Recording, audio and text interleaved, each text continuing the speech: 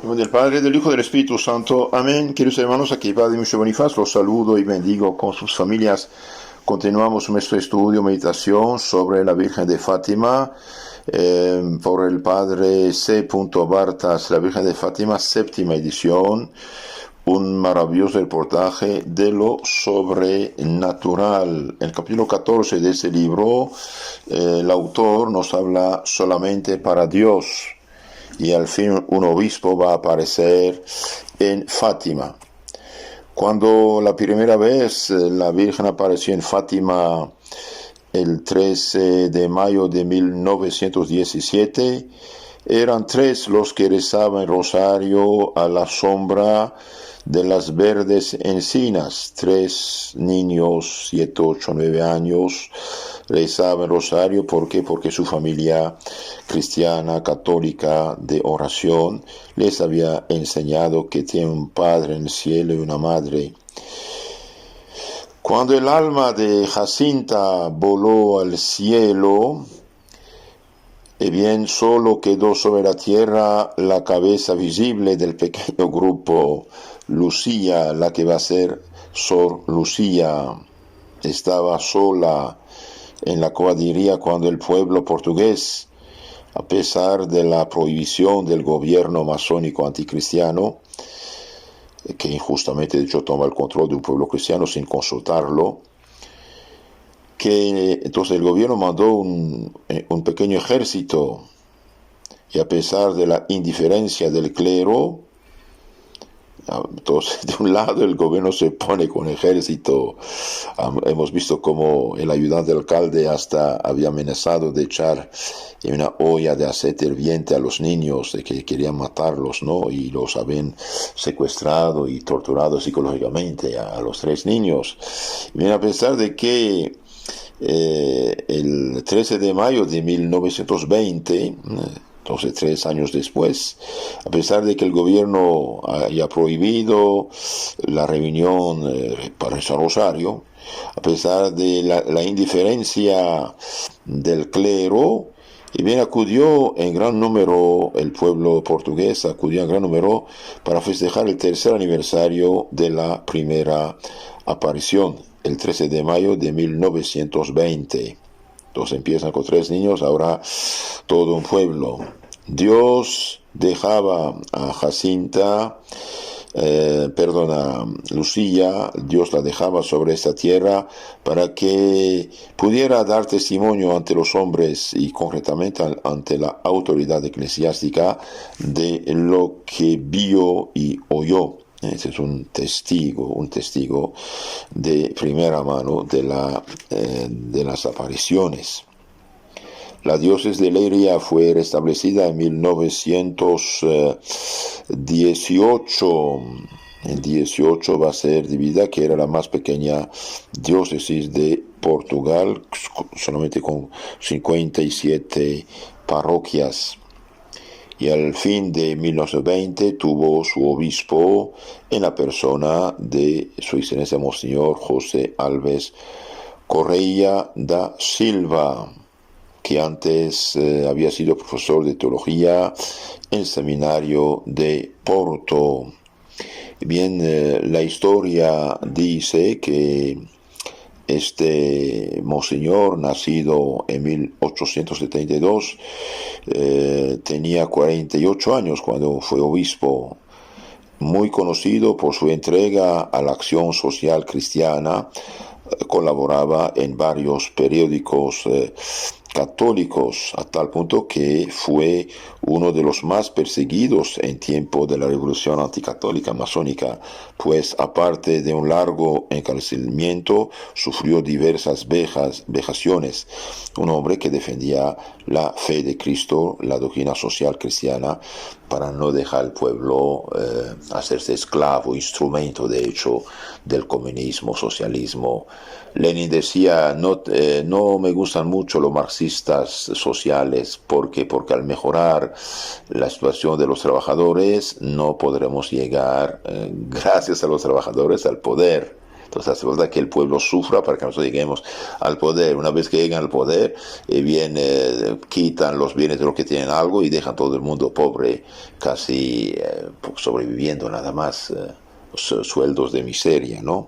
Entonces este monseñor, varias veces había sido encarcelado y sufrió varias vejaciones por haber defendido la doctrina social cristiana en el pueblo. Desde el primer momento que llegó a ser obispo, este obispo fue apreciado. Clero y fieles tuvieron la sensación de tener un guía seguro, y lo fue. Y todavía hoy, cuando el autor escribió este libro, hace 40 años atrás, después de 40 años, administra su diócesis con gran alegría por parte de su pueblo, que le ama y le venera. Podemos decir que Nuestra Señora de Fátima no podía haber hecho mejor elección para poner en práctica sus propósitos y como apóstol de sus glorias. Monseñor José de Silva era muy devoto de la Santa Virgen. Antes de su elección al episcopado, había ido 17 veces en peregrinación a Nuestra Señora de Lourdes. 17 veces fue a Lourdes. 4 de ellas como director de la peregrinación. Después de su consagración episcopal ha vuelto muchas veces más. Era un enamorado de la Virgen Santísima. Tomó posesión de su diócesis el 5 de agosto de 1920, 3 años después de las apariciones. 10 días después, en la fiesta de la Asunción de la Virgen, consagraba su diócesis solemnemente a la Reina del Cielo. Entonces un obispo realmente mariano, gracias a Dios que fue escogido él, y bien no va a poner trabas, sino va a clarificar todo lo de Fátima para llegar al reconocimiento. Hoy necesitamos santos obispos. Hace poco leí la cita de un obispo, pienso italiano, que decía que Lutero fue inspirado por el Espíritu Santo. Y bien, este no es un obispo católico, es un amigo del hereje, de los herejes, un destructor de la iglesia. Un obispo católico no puede decir eso. ¿Por qué? Porque Lutero de un golpe eliminó 6 de los 7 sacramentos. ¿Cómo puede ser del Espíritu Santo esto? Reciben el Espíritu Santo a quienes perdonan los pecados, quedan perdonados, dijo Cristo en San Juan 20:23. Lutero eliminó todo esto. ¿Cómo un obispo católico puede decir eso? El general Sepper en los años 70 decía el problema actual de la iglesia es el problema de los obispos. Hay uno que otro bueno, gracias a Dios, pero ¿cuántos son realmente hijos del modernismo liberales a muerte? ¿Cómo es posible que en tantas naciones católicas, por ejemplo, el aborto haya podido pasar, legalizarse, matanza de los inocentes? ¿Cómo es posible que en varios católicos hagan leyes de Sodoma y Gomorra y los obispos, claro, dicen algo, pero no con toda la energía adecuada de protesta de la fe, diciendo, hijos, ustedes van al infierno, ¿a dónde van? Hablan de derechos humanos. El derecho es lo que corresponde a la naturaleza, a lo real, a lo natural, no al capricho relativista de cada uno. Como decía un hombre sensato, fui a la finca a buscar leche con el toro y no me dio leche. Fui a ver el gallo y no me dio huevos. Cada cosa es su cosa, ¿no? Natural. Entonces necesitamos, sí, santos obispos que primero purifiquen los seminarios de las herejías enseñadas, porque hay eso también es importante, purificar los seminarios, los conventos, las universidades de las herejías enseñadas. Un amigo sacerdote me dijo, en la universidad de los jesuitas liberales perdidos, modernistas actuales, dice, donde yo estudié, bien los profesores para nada querían ni el Papa ni tal obispo que hizo visita a nombre del Papa. ¿Por qué? Porque decían, cuidado, esta teología dice que la liberación conduce a la ruina y no es católica como debe ser, ¿no? Bien, queridos hermanos, sí necesitamos obispos santos, y gracias a Dios que Fátima tuvo este obispo santo. Digo esto porque es bueno estudiar la historia, pero también aplicarla a nuestros días, ¿no? Si queremos hoy salir de la crisis, ayudar a la iglesia en su estructura visible humana a salir de la crisis, salvar las almas, bien, estamos volver a la fe católica tradicional. Es la fe católica en punto. La fe siempre es tradicional, no puede ser otra cosa. Jesucristo es Dios encarnado. Hace 2000 años se predica eso, se predicará hasta el fin del mundo. Eso no puede cambiar. No se puede cambiar la fe. Sin embargo, el Papa Juan Pablo II reconoció en 1981 que se han esparcido a manos llenas ideas contrastantes con la verdad revelada y enseñada desde siempre. Se han propagado verdaderas y propias herejías en el campo dogmático y moral, creando dudas, confesiones, rebeliones.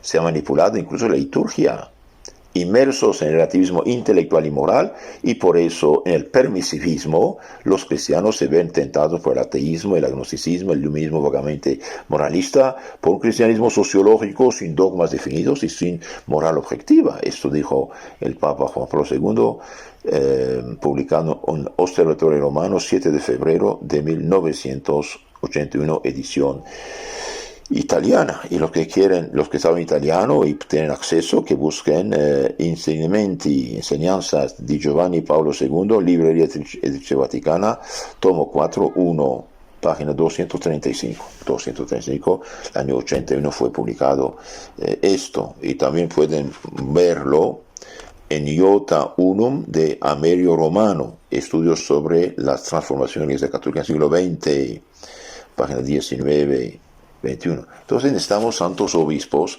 para que comuniquen la fe al pueblo. Sin fe verdadera no hay moral verdadera, y toda la sociedad sufre cuando no hay fe verdadera. La verdadera fe lleva a la verdadera moral y verdadera vida cristiana. Entonces este monseñor de Fátima realmente fue un campeón de María, devoto de María, y consagró su diócesis solemnemente a la Reina del Cielo.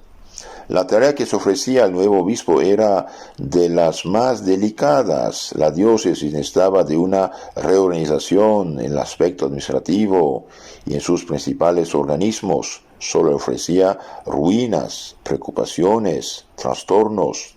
Tan solo en un lugar, el nuevo obispo podía buscar consuelo: en la cova de Iría, donde la aparición, Fátima, con las emotivas manifestaciones de fe y de piedad que allí tenían lugar.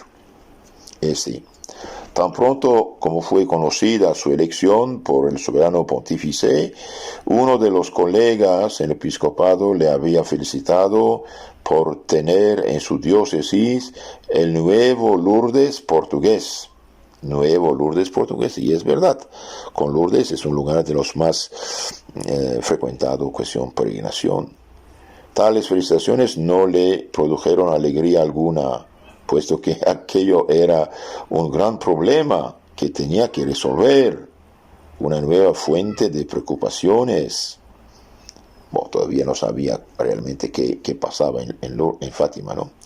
Nada o casi nada hubiese hecho para estudiar de forma regular el origen, la legitimidad de este movimiento que escapaba totalmente a la autoridad eclesiástica. Es el pueblo que aclamó la aparición en primer lugar, a pesar del gobierno normal, masónico, anticristiano, pero también a pesar de una gran parte del clero.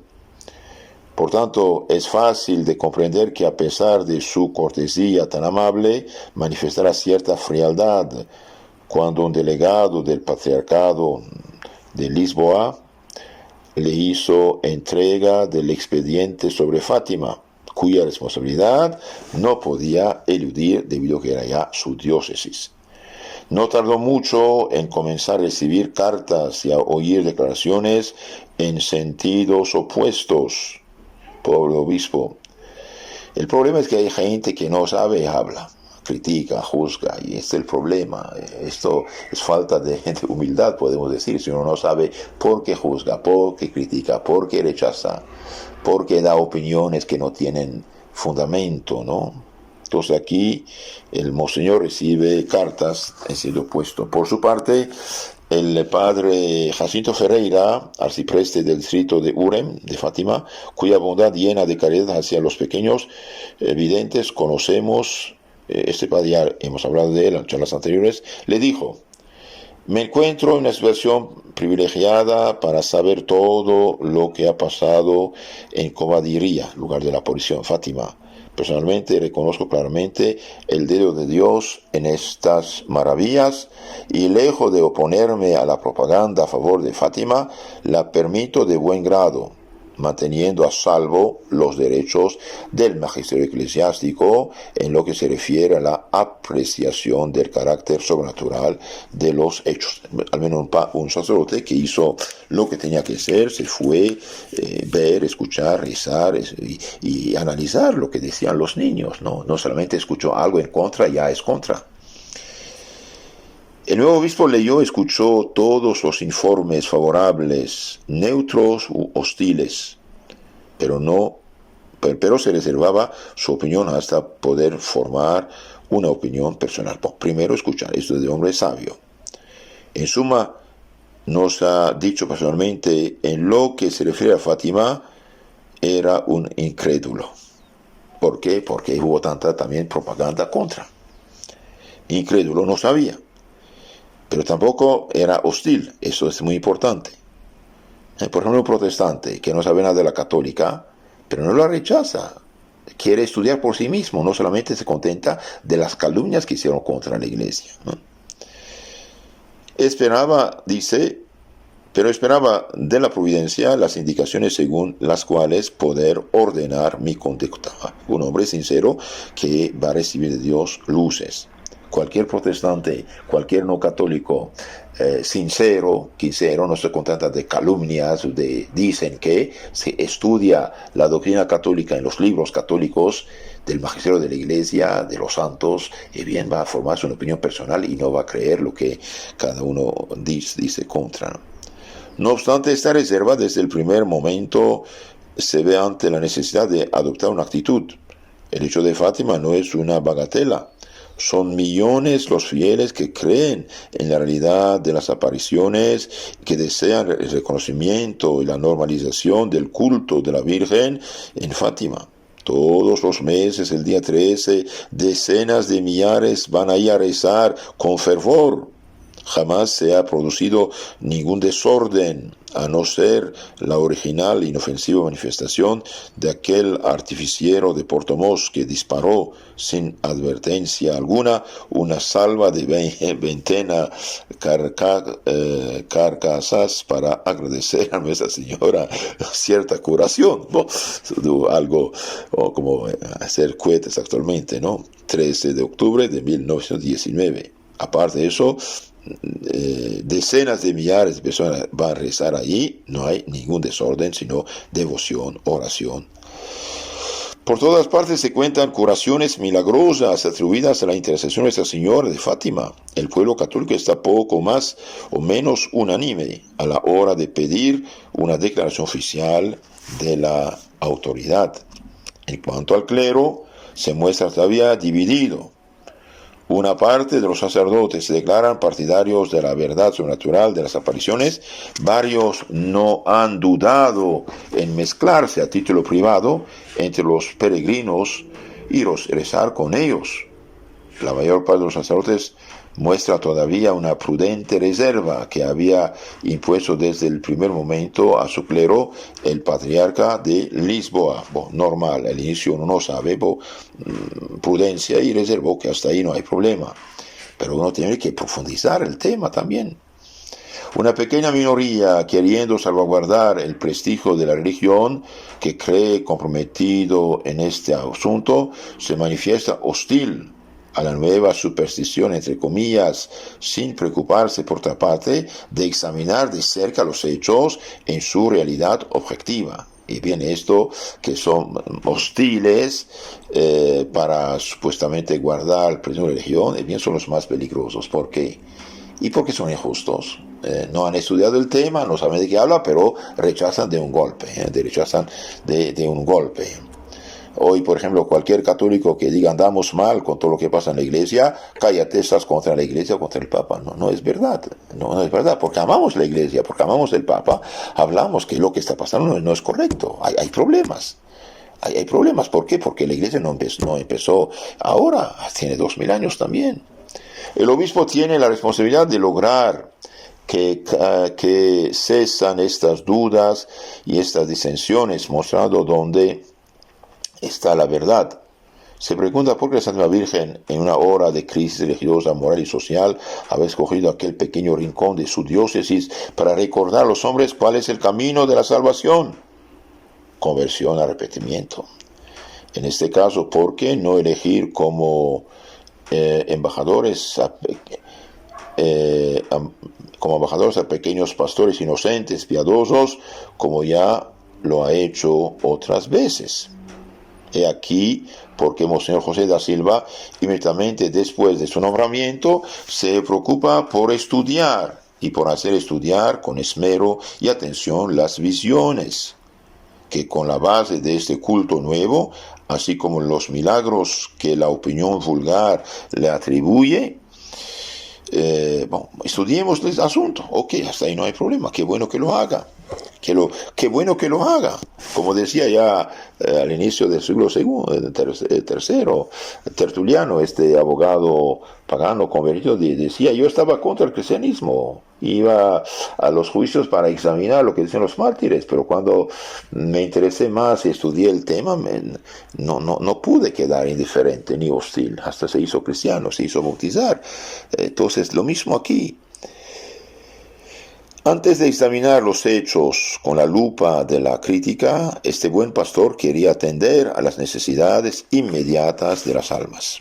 El número entusiasmo de los peregrinos de la cova crece sin cesar, pero aquella espontaneidad absoluta y no organizada del culto que allí se hace supone el riesgo de que se desvirtúe y derive en una superstición semisismática, con el mayor de los daños para las almas. Y además son tantas las inseguras y las preocupadas por aquello. Lo que más las ha martirizado y contristado han sido las muertes sucesivas de Francisco, del padre de Lucía, de Jacinta, de su hermana Florida. Otros hijos de Olimpia están enfermos y una hija. Todavía estamos en la peste española después de la guerra. Teresa morirá el año siguiente. Por tanto, de los 3 videntes que el nuevo obispo hubiera podido interrogar sobre los orígenes primeros del culto de Alcoba, 2 ya no están en este mundo. Los enemigos de la religión se han aprovechado de estas defunciones para lanzar sospechas sobre el nuevo movimiento de la piedad mariana. Otra gente que pone su nariz donde no debe. Era necesario, dicen estos, hacer desaparecer a esos pequeños que habrían acabado por descubrir a los que han montado toda la comedia. Pobre gente, cuántos juicios temerarios, ¿no?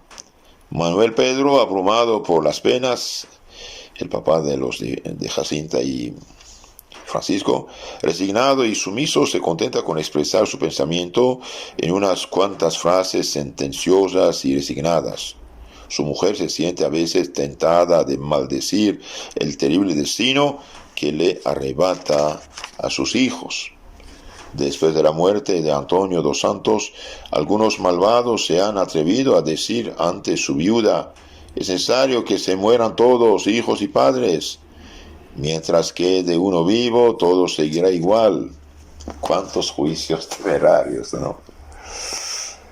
Estas sombrías predicciones desgarraban el corazón de María Rosa como la hoja de una espada que se removiera en la llaga profunda, y hasta llega a preguntarse si esos misteriosos poderes de lo alto que destrozan a su familia no le irán a arrebatar también a su Lucía,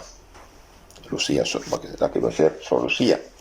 La pequeña ha crecido, ya tiene 13 años, sufre con el sentimiento de su madre y de sus tíos, pero sufre con sufrimiento sereno porque sabe que detrás del velo que ocultan los designios divinos está la poderosa y dulce mano de su Madre del Cielo, que la guía y guía a los suyos hacia su destino eterno.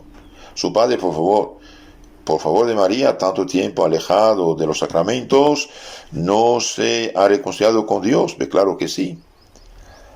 Al perder a Francisco y a Jacinta, Lucía perdió a sus amigos predilectos, a los confidentes de los secretos celestiales, a los compañeros de su vida mística y penitente. Los dos están con los santos y su reina del cielo. Ella está sola en este valle de lágrimas. Jacinta temía morir sola, pero ¿será más penoso para su prima vivir sola? Cuando puede retirarse en el agujero del cabezo donde iba a rezar los niños, lo hace con sus recuerdos y derrama lágrimas de oración. Todo le recuerda a sus queridos primos, hasta las flores que gustaban coger y las piedras en donde se sentaban. Lucía misma nos cuenta que un día, mitad dudando de la realidad, mitad por distracción, entró corriendo como acostumbrada a la habitación de Jacinta y la llama a voz alta. La pequeña estaba en Lisboa. No tardó en llegar la noticia de que se había ido al cielo. Unos días después de su sepelio, el cementerio de Villanova de Orem, su tía Olimpia, la mamá de Jacinta, la condujo ante la tumba en donde había depositado sus restos mortales. Y esta visita le hizo sentir todavía más la amargura de la separación. Por eso, de cuando en cuando le decía a Dios: Señor, llámame junto a ti y junto a ellos. El nuevo buenísimo obispo de Leiria no tardará en ocuparse de esta alma con cuidado especial, como consecuencia de las circunstancias y sobre todo por la actitud adoptada por el clero de no intervenir activamente en lo referente a cobardía. Esta muchacha de 13 años tiene que cumplir con el papel de guía religioso de las muchedumbres de creyentes que ahí acuden. La autoridad religiosa puede dejar que una niña cargue con semejante responsabilidad durante mucho tiempo. El obispo, como dice en su carta pastoral de 3 de mayo de 1922, llamó varias veces a la vidente para interrogarla personalmente. Bien, está haciendo su deber. La narración y las respuestas de la niña le parecieron sencillas y sinceras. No descubrió en ella nada que no estuviera conforme con la fe y la moral. Pensando seriamente las cosas, el bueno y prudente prelado cree que sería mucho mejor, tanto para el bien de Lucía como para el examen imparcial y sereno de los hechos de los que aquella es el centro, alejarla de las multitudes creyentes, a veces hasta el fanatismo, y arrancarla a las inoportunas solicitaciones de los unos, a la fatigante curiosidad de los otros, y ahorrarle los sarcasmos y también los halagos, y quién sabe, quizás las tentaciones de orgullo. También sería necesario instruirla, puesto que si dice la verdad, la visión se lo ha pedido. Y cuando tengan lugar las indagaciones oficiales que se imponen, será conveniente hacer comparecer ante las comisiones a una analfabeta o casi ignorante. La Virgen le había dicho de aprender a leer y escribir. Alejándola algún tiempo, mientras duren sus estudios, se pondrán a prueba al mismo tiempo no solo los sentimientos de la vidente, sino también los de los peregrinos. Se pondrá silencio a las numerosas objeciones de los enemigos de Fátima y de la religión. Si las peregrinaciones continúan durante la ausencia de Lucía, se podrá decir que los videntes son instrumentos dóciles de algunos que en provecho propio urden el asunto. O Lucía es el agente hábil y eficaz de fuerzas ocultas misteriosas dirigidas por otros, o que cuenta con un prestigio personal, con cualidades extraordinarias que atraen las muchedumbres. Ya Lucía no está ahí. La familia consultada acepta en principio el alejamiento de Lucía. María Rosa, su madre, ya no temerá más que se acuse a su hija de engañar a las gentes y se convencerá por sí misma de ello. En cuanto Lucía lo desea ardientemente, la soledad moral en la que se encuentra le pesa tanto como la impaciencia de las multitudes de caballería. La opinión de su obispo responde a su más íntimo y ferviente deseo, alejarla de Fátima. El señor obispo es un prelado de afabilidad encantadora y de distinguida sencillez que se traducen en una gran bondad de corazón. Ante él, Lucía se encuentra cómoda cuando es llamada al obispado.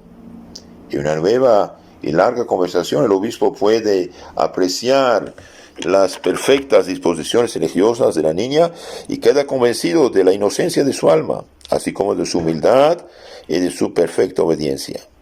Lucía desea la calma y la paz. Quisiera instruirse como se lo ha pedido la señora. Está dispuesta a hacer por la gloria de María todo lo que su obispo le pida. Lo dice ante el prelado y lo repite ante su párroco y ante su madre. Ha llegado pues el momento en que hay que preparar lo necesario para que Lucía vaya a un pensionato bastante lejos de Fátima, para que su alejamiento de todos los frutos apetecidos se desea que su identidad sea ignorada, al menos durante cierto tiempo. Unos días antes de su partida, el 13 de junio de 1921, el bueno y piadoso obispo da sus últimos consejos a Lucía y añade: hija mía, no digas a nadie a dónde vas. Sí, monseñor. En el pensionado no debes decir quién eres. Sí, monseñor. No debes hablar con nadie de las apariciones de Fátima. Sí, monseñor. Bien, muy dócil la niña. La fidelidad a estos tres síes proferidos con la calma de un alma segura de sí misma fue para el prelado la demostración decisiva de que Lucía era digna de haber sido elegida por María como confidente y mensajera. En cuanto a la misma Lucía, sediente de silencio y retiro, gozaba con la idea de poder, alejada de las multitudes, lejos de los curiosos, pensar en María, hablar con ella y dirigir con más frecuencia sus pensamientos hacia los dos testigos que le han precedido en el país, o sus primos Jacinta y Francisco. La partida fue fijada para el 18 de junio de 1921. La víspera Lucía quiso despedirse de las cosas de Fátima, pues ante las personas la discreción prometida exigía que desapareciera inesperadamente. Después de la comida del mediodía se fue sola a través de los campos sobre los amontonamientos de piedras entre los trigales, encinas y olivos.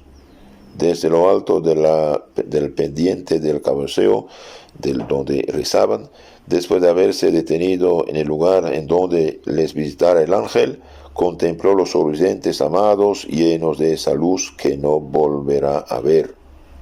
Íbamos cuenta a través de las tierras de mi pobre padre y me sentaba un instante allí, otro allá, y tocando el suelo con las manos decía para mí: jamás volveré a ver esto. Un rebaño del que oye las esquilas le recuerda a las ovejas que aguardaba y de las que fue necesario separarse. Llegada a los balinos, Lucía besa el tronco del árbol sobre el cual María se mostró en su cuarta aparición. Llega hasta Cuadrilla, su imaginación le hace revivir de nuevo la hermosa aventura de las 6 apariciones, contemplando la estatua que le recuerda tan imperfectamente a la Señora de Luz. Vuelve a ver en su interior aquella sobrenatural belleza. Una vez más, la última mira el horizonte más allá de Aljustrel, su pueblo, al lugar por donde la imagen radiante se desleía en el azul del cielo limpio. Podemos adivinar la difusión de su oración ante la pequeña capilla blanca. Antes de la puesta del sol vuelve a Fátima, por el camino se cruza con unas conocidas. Buenas tardes, Lucía, y con una sonrisa responde: adiós. En el fondo del corazón añade: para siempre. Llega hasta la iglesia en la que fue bautizada, se despide Jesús hostia del Santo Sacramento, al que ya no volverá a recibir en aquella santa mesa, al que ya no adorará en aquel tabernáculo. Saluda a la hermosa Virgen ante la cual lloró el día en que le negaban la primera comunión. Llega hasta el cementerio vecino para orar sobre la tumba de su querido Francisco, tumba como otras muchas en este pobre cementerio, sin inscripción, señalada con una simple cruz de madera clavada en la arena rojiza.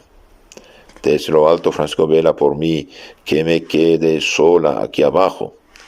Y no lejos de ahí está también la sepultura de su padre. Ante ella Lucía prolonga su oración, y allí se encuentra todavía cuando el campanario de las campanadas del Ángelus. Es esta quizás la última vez que escucha la voz de las campanas de su parroquia, y Lucía repite la saludación angélica respondiendo a la invitación argentina. Volviendo hacia Aljustrel, va a casa del tío y de la tía Marto. No tiene valor para decir una sola palabra. Se arrodilla y ora un instante en la habitación en la que murió su primo. Lucía vuelve a su casa mientras espera la hora de la última cena. Se dirige al fondo del cercado de piedra. Sentada sobre las losas que rodean el pozo, llora desconsolada. Gracias estos tupidos y muros de piedra que me habéis protegido contra los indiscretos. Adiós, higueras, castaños, todos los árboles del jardín. Lucía, vamos a cenar, dice su madre. Entra come poco, da gracias y sale al aire para saludar también el cielo oscuro en el que se brillan las estrellas de oro. Qué hermoso es el cielo esta noche, qué sereno, cuántas estrellas. En el establo todavía hay unas cuantas ovejas que no fueron vendidas con las demás, y Lucía va a acariciarlas y con los dedos ensortijados por la suave lana les dice: adiós, pequeñas amigas. Después de la oración familiar de la noche se va a la cama y se duerme inmediatamente. Está ya despierta cuando a las 2 de la madrugada María Rosa la llama desde su habitación. Lucía, es la hora. Sí, madre, voy. Poco le cuesta arreglarse, su tío Manuel Correa la espera ante la puerta. Debe acompañar a los dos mujeres hasta Leiria. Todavía es noche, el cielo sin nubes está lleno de estrellas. El camino pasa muy cerca de Codiría, reza el rosario, el último para Lucía en la pequeña capilla. En el interior, la hermosa estatua de la Virgen apenas si se distingue de la pálida relumbre de una lamparilla de aceite. Jacinta, al marcharse al hospital de Lisboa antes de morir, en donde debía morir totalmente sola, quizás no sintió el mismo desgarramiento que Lucía en el momento de abandonar para siempre aquellos lugares benditos en los que le sucedió tan hermosa aventura, y dejando que el tío Correa y su madre vayan delante, Lucía camina muy lentamente mirando de cuando en cuando la capilla con el fin de prolongar el adiós hasta que al fin, al volverse ya no la ve. En aquel momento eleva su corazón hacia su Madre del Cielo, por quien abandona todo y se abandona a su bondad. Se pone en la mano de la providencia divina. Los tres viajeros siguen a pie el camino hacia Leiria, largo camino para una hija de 14 años. Son las 9 cuando llegan a la ciudad. María Rosa, su madre, va en busca de una mujer amiga que debe acompañar a su hija el resto del viaje. El tren no sale hasta las 2:30 de la tarde. En la estación, Lucía, llorando, abraza a su madre. Y con su nueva compañera sube al tren que se le lleva hacia el norte, dejando en el andén a María Rosa, su madre, anodada de pena, pero sigue valiente. Se consagra a Dios y cumple la voluntad de Dios. En la charla siguiente veremos qué va a pasar con Lucía y qué va a pasar con el reconocimiento de las apariciones.